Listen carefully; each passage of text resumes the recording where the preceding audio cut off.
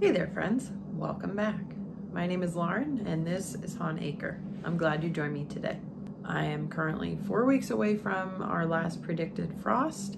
This week I am going to be sowing my first round of warm season flowers. So that is pretty exciting. That at that point, you know, you've turned a corner. Spring is really on its way. I've got quite a bit of seeding to do. This is not only flowers, but this is going to be my next succession of cole crops and, you know, whatever else is in this pile. Before I do that though, I need to get all these plants out of here so I have some space to work on my counter. It is the time of year where the plant shuffle is in full swing. If you don't know what I mean by that, gosh, honestly, you can count yourself lucky because it's a real pain. I am going to be taking all of these plants outside for the day. I bring them back in at night because our lows at night are still dropping down below freezing. So it's not quite safe to leave these guys outside without a proper hardening off time. Before I get moving on anything else, I just wanted to show you kind of the progress on one of these little basils that I pinched last week. I potted these guys up over the weekend and along with some of my other herbs, but I just wanted to show you how we're getting some new shoots there right in the middle. And that's exactly what we want to see. And that is why it is important that you are not doing your cut right at the base of those leaves that you're allowing to stay on the plant.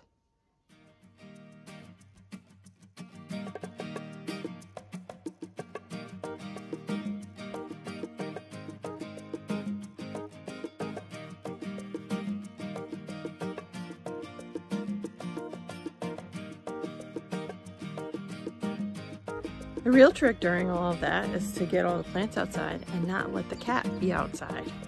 Little bugger. I am gonna get to work sowing my seeds. I am starting with my cole crops. These are my second plantings of that type, and those are going in soil blocks because I just need really a small number of each of those things. I'm sowing in 3 different ways today. I've got soil blocks. I'm gonna do my flowers in a plug tray, and I have some things that I'm planting directly into pots.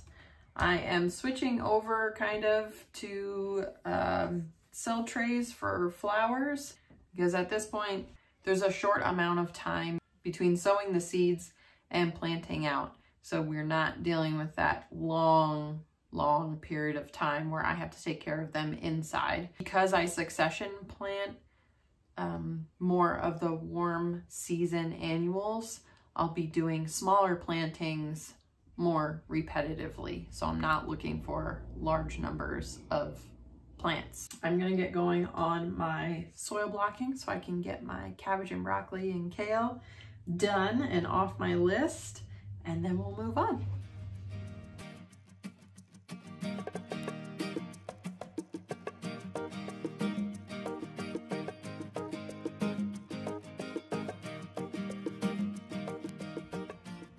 Coming to you from deep inside the forest.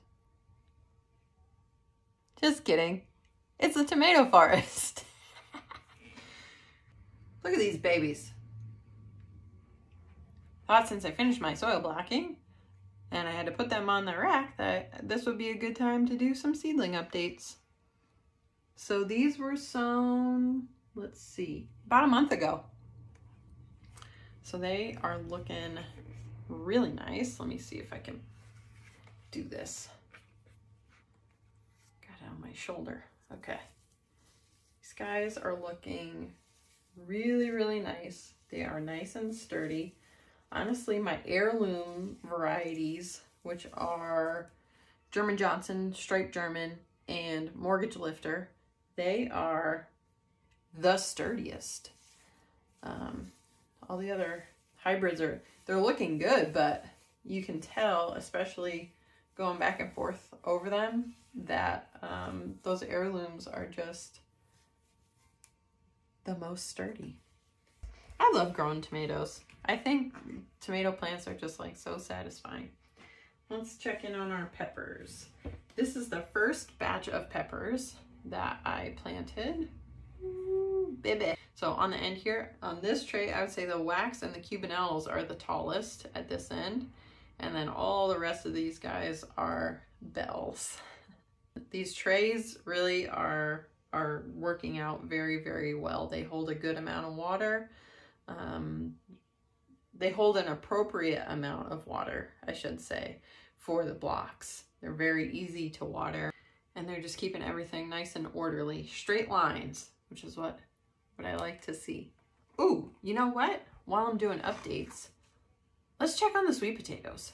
Okay, so you may remember from a few weeks ago, I am trying 2 different conditions for starting sweet potato slips or plants. These were started 21 days ago, so it's 3 weeks. So first up, we've got Grace's condition in the water. And it does look, we've got some potential root formation here. This is good. Oh, and there's some action here. All right. Huh. Okay, 3 weeks. When I went to water the other condition this morning, which is potatoes in soil, I noticed that there was an eye forming on one of the potatoes here.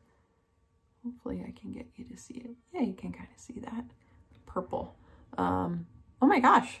But now that I'm up close and personal here, we do have some action. There's one here. I know it's hard to see, but that's an eye. There you can see it a little bit better. There's an eye there.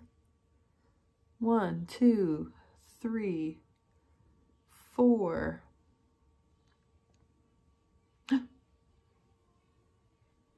5, 6. So hard to see, but there's some action here. I'm gonna say, hey, it takes about 3 weeks. Stay tuned.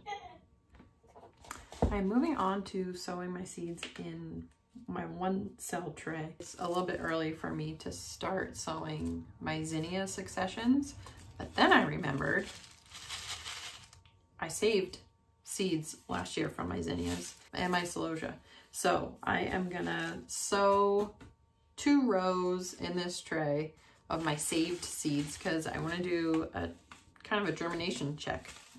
Every time I save seeds or I try to save seeds, it's like, it's a real crapshoot because you don't, you just don't know if they're gonna produce. Seed saving is something I want to get better at. Zinnias and celosia produce a whole lot of seeds, so I feel like they're the easiest to identify. But like on a celosia, all the seeds, once they're there, they look the same. So you really don't know if they're gonna germinate or not. On a zinnia, it's similar to a dahlia. If you ever tried to save seeds on a dahlia, they get like a little bit of a thickening at the base. Oh, let's open this up and I'll show you. All right, so this is the seed. And so that basically is the seed there. There's a lot of chaff in here. But this will be at the base of the petal as the flower is growing. And then depending on where the petals are, and if it's a double flower or a single flower, the seeds will be shaped differently, which that's a whole thing. I don't even know why I started on that rabbit hole. I'm not going down it today. We'll talk about that at another time. Just forget I even said anything.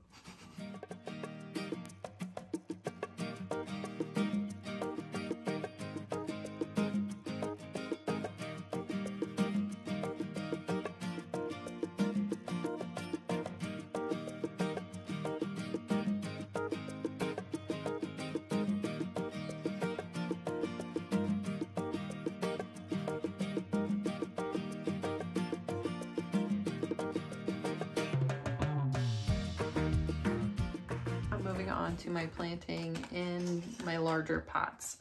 But I wanted to just take a moment to talk about why I plant these things specifically. As you know, we are 4 weeks away from our last expected frost, which means pretty soon I'm going to be planting.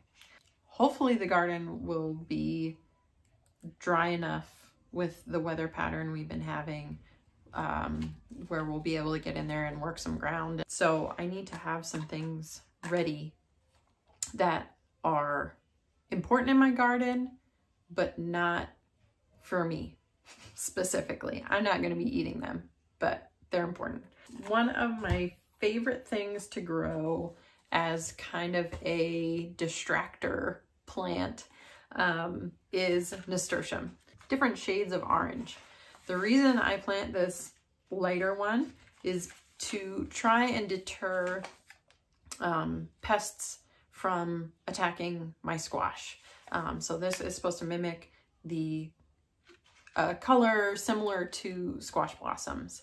I also like to have these early plantings of flowers specifically for the good bugs that we need in our ecosystem that we're creating. You need the good guys to show up early, and for them to show up early, you need to have something for them to eat. 2 years ago, we had a really late killing frost, and nasturtium was the only thing that was still blooming, and it was just like bee city. It was amazing. If you fertilize these well, like they'll go crazy anyway, but if they are in good ground, they get like just monsters. It's really kind of cool to watch. Marigold, same idea.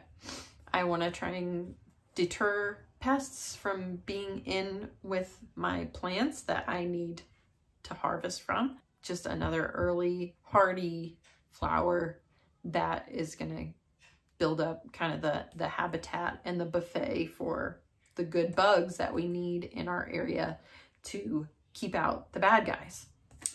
I also want to talk about the amount of celosia that I have planted here. I've got about 6 different kinds of celosia that I just seeded today, and I will do another planting of that. I won't do just one succession. I think it's important to remember that you are planting a garden for vegetables or flowers, whatever you're planting for, you kind of have to look at least 1 season ahead. Now, do I need all that celosia for cut flowers in the summer? No, I don't. But what I do need it for is to dry and then use in my winter arrangements and wreaths. You're not just looking at what's happening right now. You know, it's just something to think about. Like, okay, here's what I want in spring, but what am I gonna want in summer and fall? You know, oh, there's a pair of sparrows. Sorry, I'm easily distracted by birds. There's a pair of sparrows outside, and they're just sitting on my railing. Welcome. But you better not go after my seedlings out there. There's like all kinds of life happening outside today. It's wonderful. Thank goodness. Okay, well, I guess that's all I have to say about that, because I got to see what these birds are going to do. So I'm going to get planting here, watch the birds, and carry on with my day. As always, I would like to thank you for joining me today. We are getting closer to spring. We are rounding that corner where things are going to start to change very quickly. I have a lot of big plans for this season and the year as a whole, and I'm excited to share them with you as they happen. But for now, I'm going to get back to these seeds, and I will see you next time right here on Hahn Acre.